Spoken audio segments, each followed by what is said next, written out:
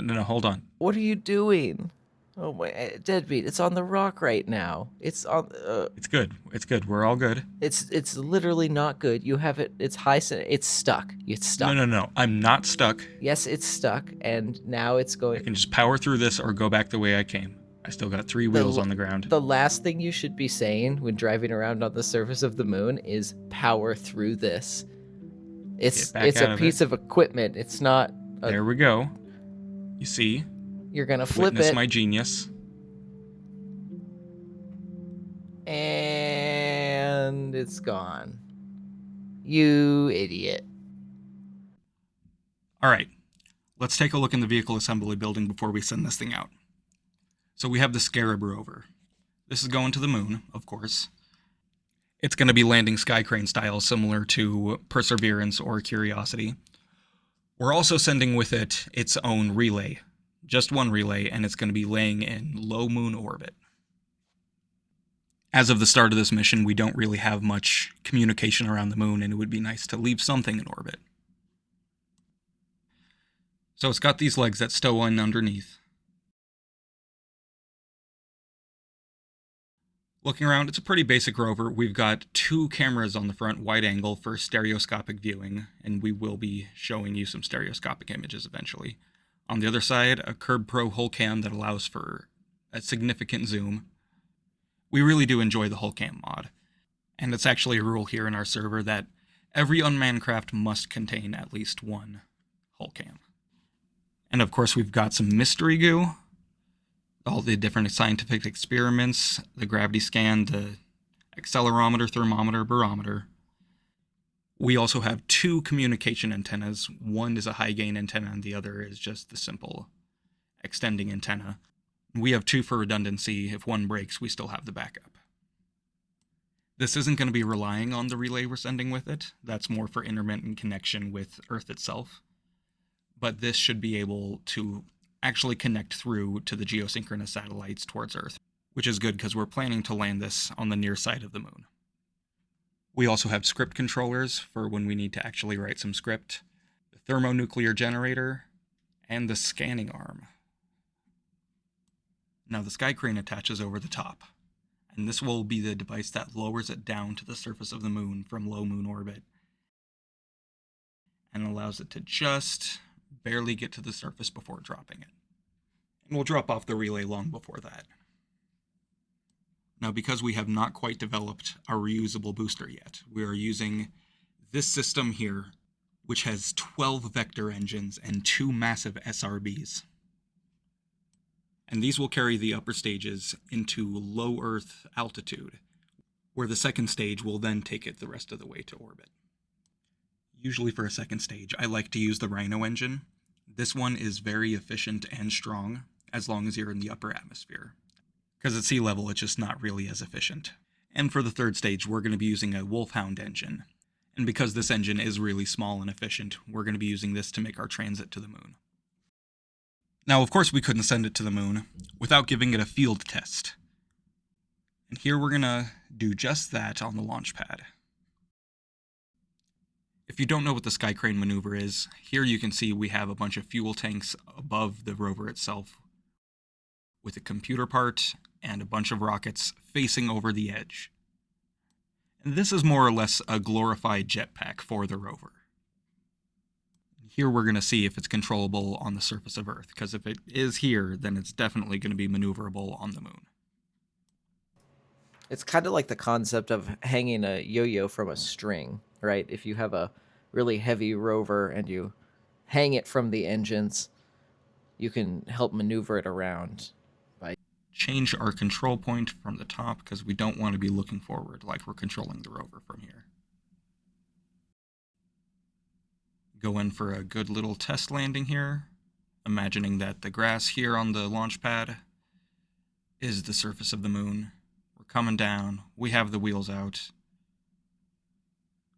We overfire the engine. We come back down again, hit a little hard. That's okay. Now the procedure here for getting the sky crane off the top of the rover includes looking at the thrust to weight.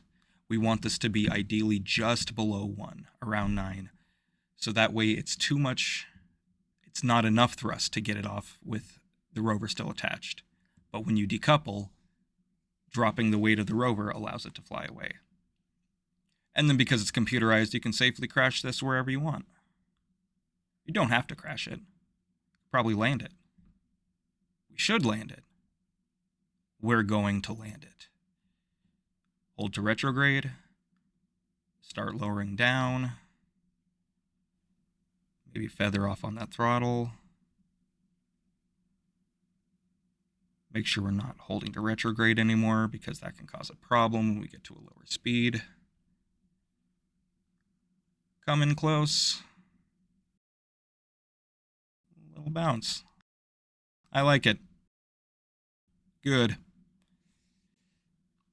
And then after that's all squared away, we're free to check out the rover. Get the wheels unlocked. See how it handles. But of course this wouldn't be too comparable because driving it around on Earth is not going to be like the gravity of the moon. And so we're taking off from Cape Canaveral, Florida in the USA. Beautiful sunrise, and Canaveral is situated in such a way that once a day you can launch into the plane of the moon just by burning straight to the east. You can see the separation of the boosters here. Just lovely.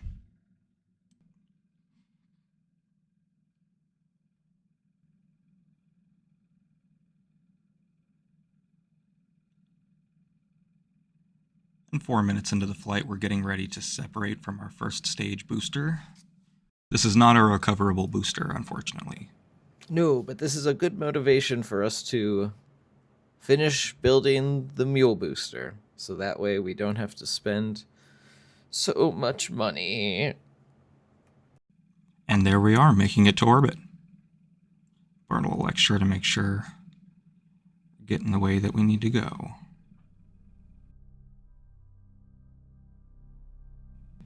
And there's our first look at the moon.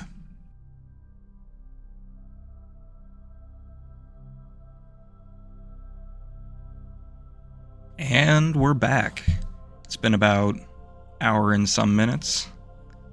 Went and made breakfast, had some tea. Of course, you guys get to suffer the cut while I did this all in real time for you. Moving on to stage 3. This is our Wolfhound. This'll get us there. Not the strongest engine, but my favorite efficient engine.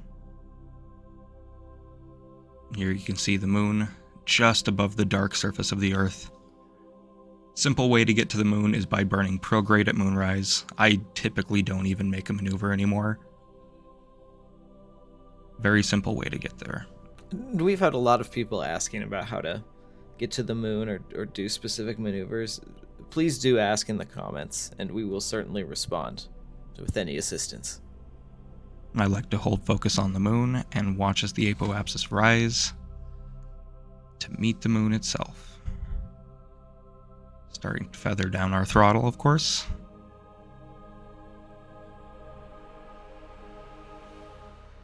There we have the encounter. Now for the good old fun of making adjustments. So we'll come up here.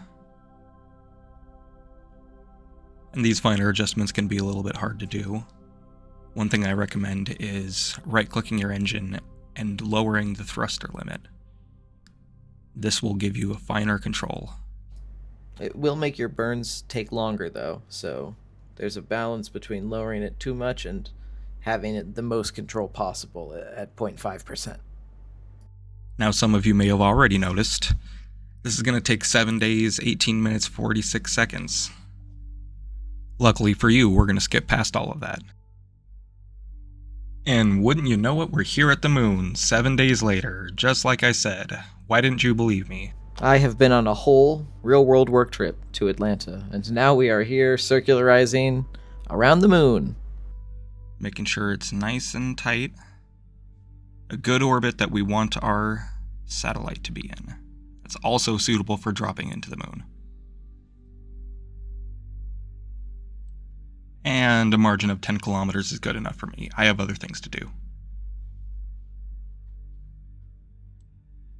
Well, now that we're here, we can separate our relay from the craft itself.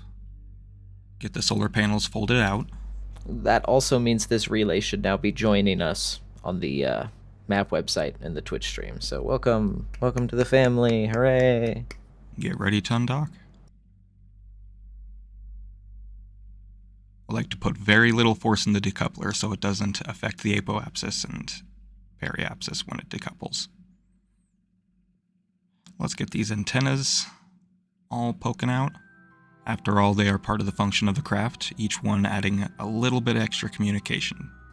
And a good reminder that we only have one ground station, which is in Montana, in our world, Montana, United States. So we have to connect everything through that. Very important to remember. And there we have it. Last one.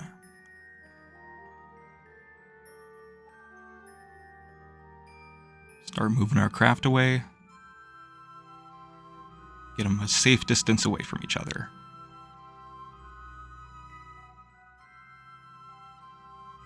There's a beautiful shot of it. The moon, the Earth. I think that's Venus right there. Getting too focused on the relay, not realizing that it's time to make our descent over the Mare. And to start, we're going to be burning off the last amount of fuel in our third stage, the transit stage, and that will allow it to fall down to the moon. Leave no debris.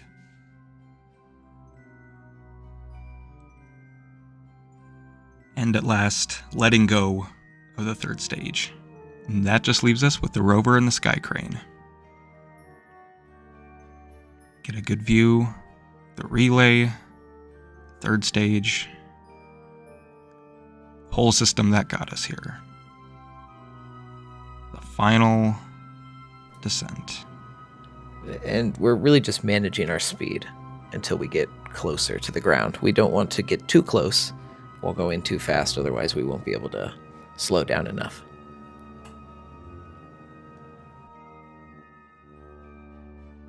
All right, still going. Making short little bursts of burns. Control our speed descending down to the lunar surface. We're going to be aiming right between the Mare Serenitatis and the Mare Imbrium, and exploring the midlands in between.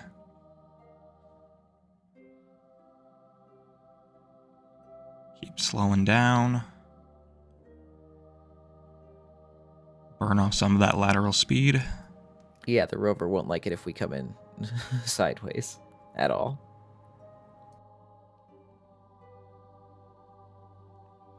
All right, we are on final approach right now.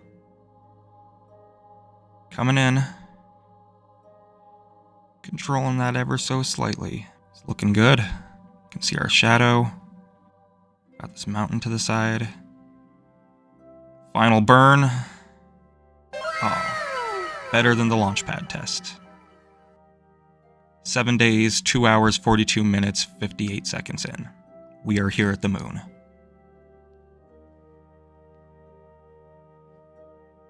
And that means it's time to go through landing procedure, which includes the removal of the sky crane. Slowly burn up to 0.9, just like we said, and release.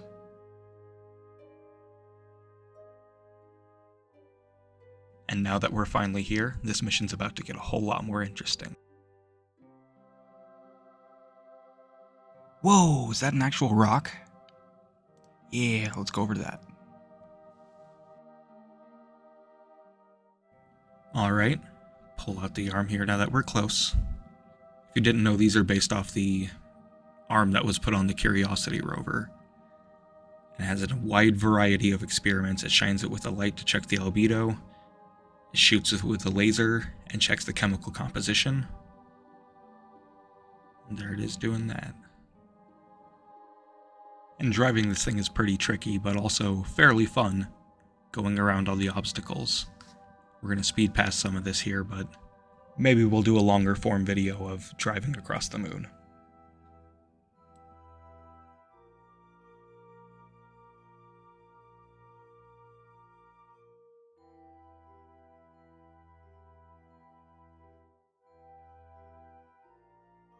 This is one of the other features you can find on the moon, in real solar system and in the base game. Looks like it's a little bit above the ground here, but still cool to find nonetheless. It made it easier to spot. Drive around some of these rocks. This thing's been pretty maneuverable and reliable.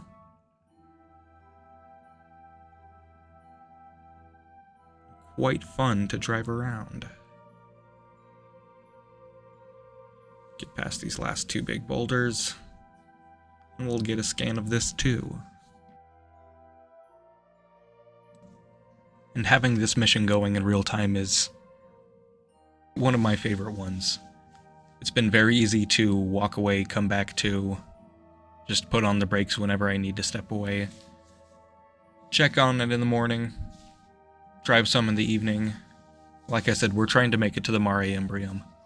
We have no real time frame for that, but we're going little by little. Yeah, it's actually really nice not to feel like you have to sit down and finish it in one session. Hold on, I just want to see how well it can get over these rocks. I'm going to drive it if you do something stupid. No, hold on. What are you doing?